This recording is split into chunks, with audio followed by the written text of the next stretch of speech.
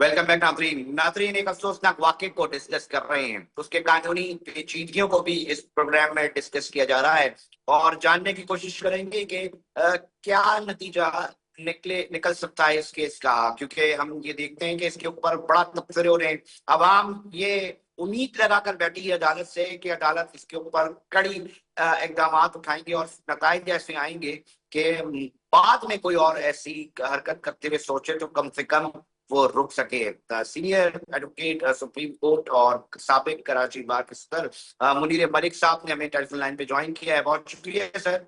आपकी यकीनी तौर पे बड़ी एक्सपर्टीज है और इस हवाले से भी हम जानना चाहेंगे कि अफसोसनाक बाकी यकीनी तौर पे आपने भी सुना है और सोशल मीडिया पे वीडियो वायरल है, हर शख्स तबसरा कर रहा है, हर शख्स की निगाह जो है वो अदालत के फैसलों पर है, इन समातों पर है, इन पेशियों पर है।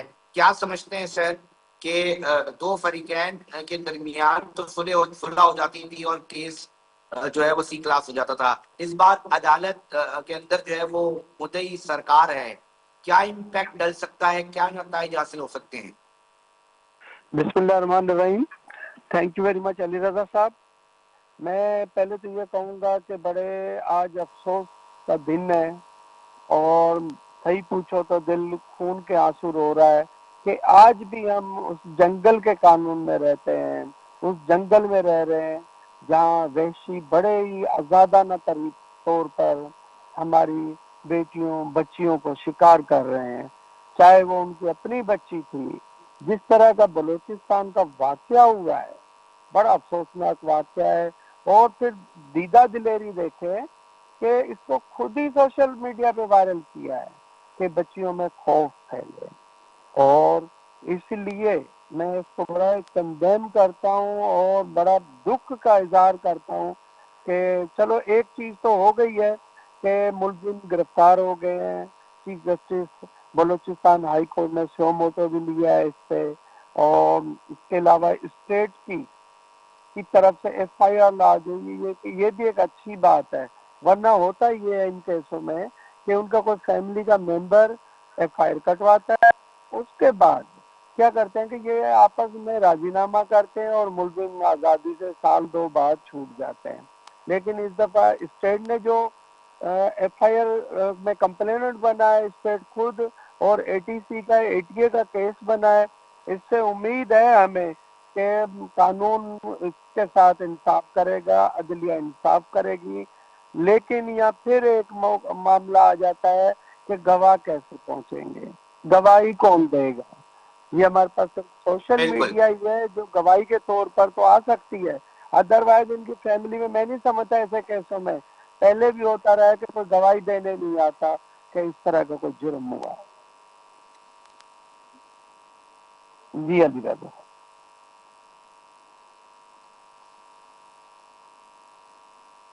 मुनीर साहब, अब गवाह का जो मसला है, तो अगर गवाह कोई पेश नहीं होता तो क्या इस केस के ऊपर असरअंदाज होगा? और दूसरा, सरदारों की जानिब से भी आप जो है एक इजलास बुलाएंगे, आप इसको किस तरह देखते हैं कि आप एक लीगल फ्रेटर्निटी के काम शख्सियत हैं, यकीनी तौर पे आप उस चीजों को भी देख रहे होते हैं, उस पॉलिटिक्स का भी हिस्सा है वकला बरादरी की। तो मैं इसलिए चाह रहा हूँ कि इसके ऊपर खुद नोटिस लिया गया है चीफ जस्टिस की जानिब से, तो इसके नताइज क्या निकलते हैं? और ये जो सरदारों की जानिब से इजलास तलब किया है कि जनाब ताफुलात का इजहार किया है कि गिरफ्तारियों और छापों के ऊपर, इसको आप कैसा देखते हैं?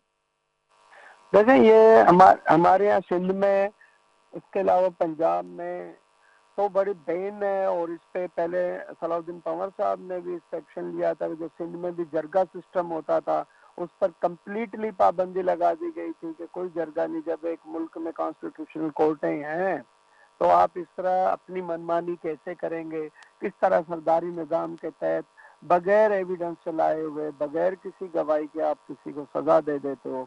जैसे इस बच्ची ने भी शादी की है 1.5 साल से, और उसने कहा है मरते दम तक, मैं इसको सलूट करता हूँ कि बच्ची ने कहा कि जी आप मुझे गोली मारे और कुछ नहीं, तो और उसने कहा कि मैंने जना नहीं किया, मैंने तो शादी की। मुनीर साहब, एक और सवाल ना बड़ा बहुत खतरनाक उठ रहा है इस वाकये के अंदर, इस जरगा सिस्टम के अंदर, कि जब इतने बड़े तादाद में جو قبائلی لوگ ہیں یا اتنی بڑی تعداد ہے بلوچستان کے اندر اور جرگہ سسٹم فعال ہے وہاں پر، تو پھر لوگ عدالتوں کی طرف رخ نہیں کر رہے، اس کا مطلب جرگے کی طرف لوگ رخ کر رہے ہیں.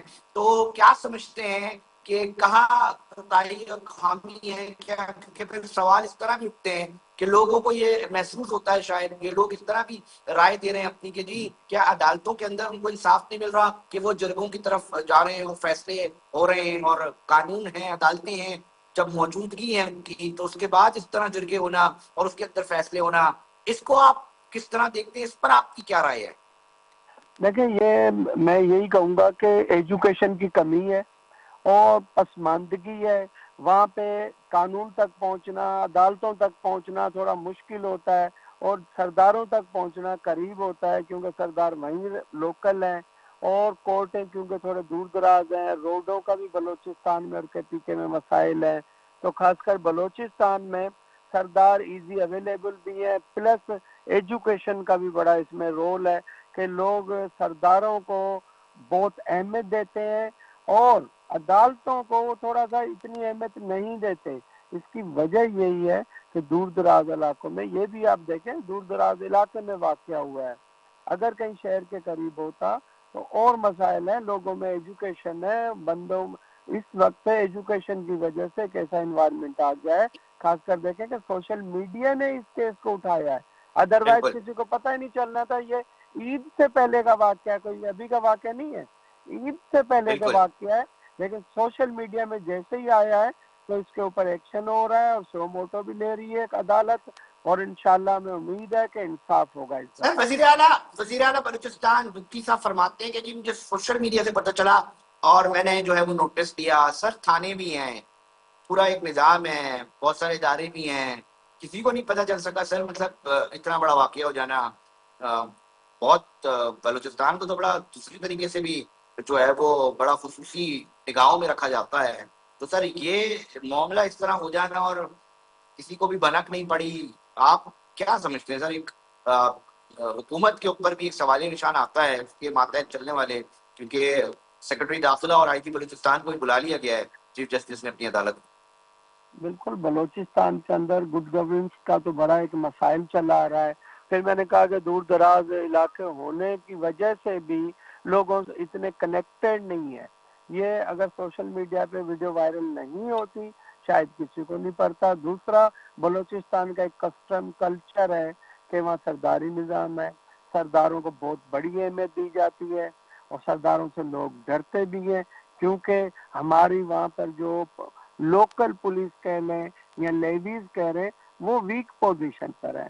اور دوسرا، بلوچستان میں آئے دن دہشت گردی ہو رہی ہے، اس لیے بھی دھیان لوگوں کا یا حکومت کا اس طرف ہے، نہ کہ یہ پبلک یا ایسے مسائل ہیں ان کی طرف نہیں کر پا رہے. اور دور دراز علاقوں کی وجہ سے فوکس میں نہیں ہے یہ علاقے، اسی لیے یہ سب کچھ زیادتیاں ہو رہی ہیں. خاص بہت کر وہاں پہ عورتوں کے ساتھ بہت زیادہ زیادتی ہے.